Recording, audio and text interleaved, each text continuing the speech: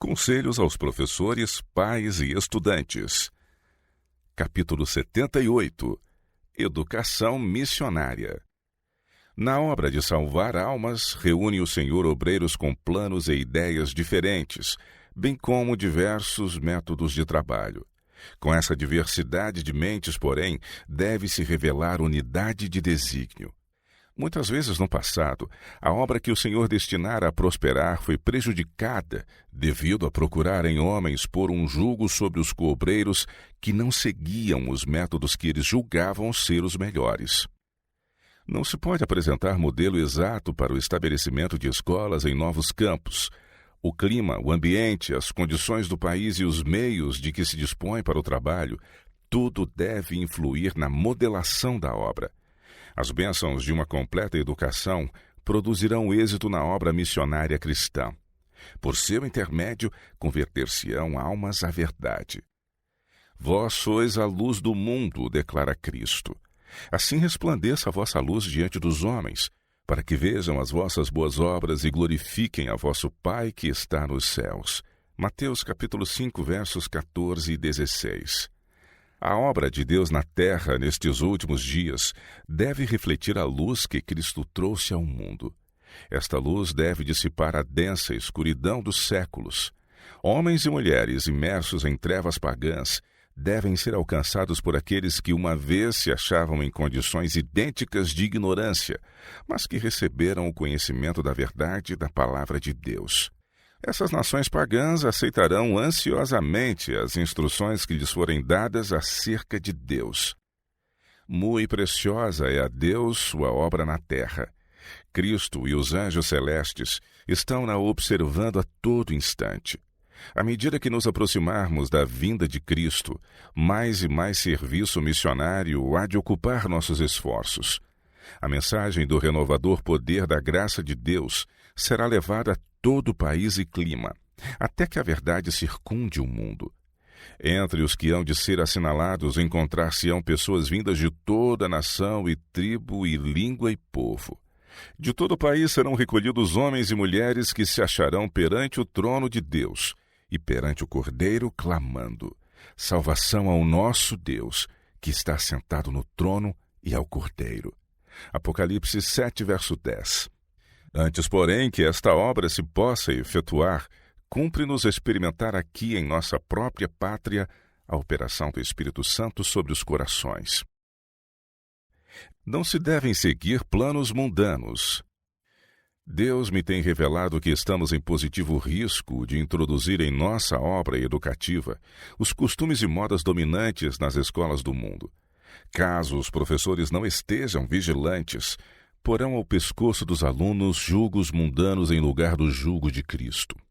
O plano das escolas que havemos de estabelecer nesses anos finais da mensagem deve ser de ordem inteiramente diversa das que temos instituído.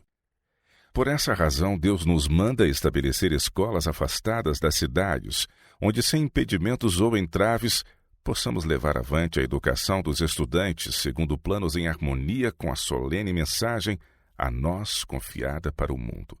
Uma educação assim pode melhor ser levada a cabo onde haja terra para cultivar e onde o exercício físico feito pelos alunos pode ser de natureza a desempenhar valiosa parte na formação de seu caráter e a habilitá-los para a utilidade nos campos a que hajam de ir.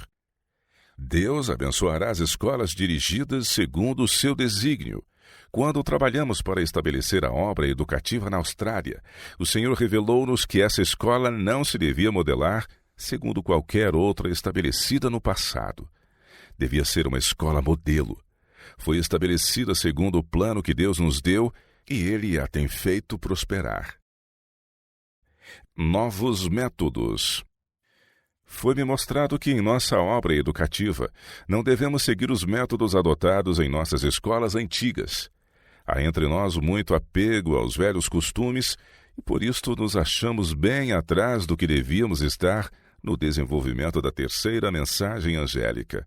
Como os homens não pudessem compreender o desígnio de Deus nos planos que nos foram expostos quanto à educação de obreiros, seguiram-se em algumas de nossas escolas métodos que mais retardaram do que adiantaram a obra de Deus. Passaram para a eternidade anos de pequenos resultados, quando podiam haver apresentado a realização de uma grande obra. Houvesse a vontade do Senhor sido cumprida pelos obreiros na terra, como é pelos anjos no céu, muito do que resta agora por fazer já estaria executado, e ver-se-iam nobres resultados como fruto do esforço missionário. A utilidade aprendida na fazenda da escola é justamente a educação essencial para os que saem como missionários para muitos campos estrangeiros. Se esse preparo for ministrado tendo em vista a glória de Deus, grandes serão os resultados que havemos de obter. Obra alguma é mais eficaz do que a realizada pelos que, havendo sido preparados para a vida prática, saem para os campos missionários com a mensagem da verdade, habilitados a instruírem assim como foram instruídos. O conhecimento que obtiveram em lavrar o solo e em outros ramos de trabalho manual e que levam consigo para o campo de labor, torná-los-á uma bênção mesmo em terras pagãs. O professor não deve separar-se do serviço da igreja.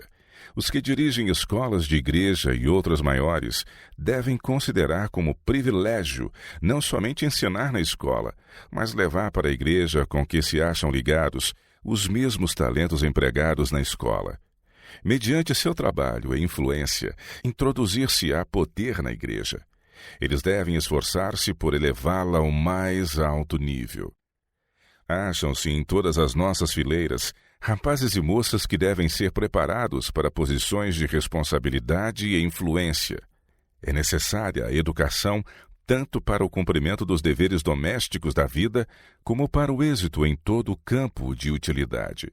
Sob a direção do Espírito Santo, esses jovens devem ser educados e exercitados, de modo que todas as suas energias sejam consagradas ao serviço de Deus.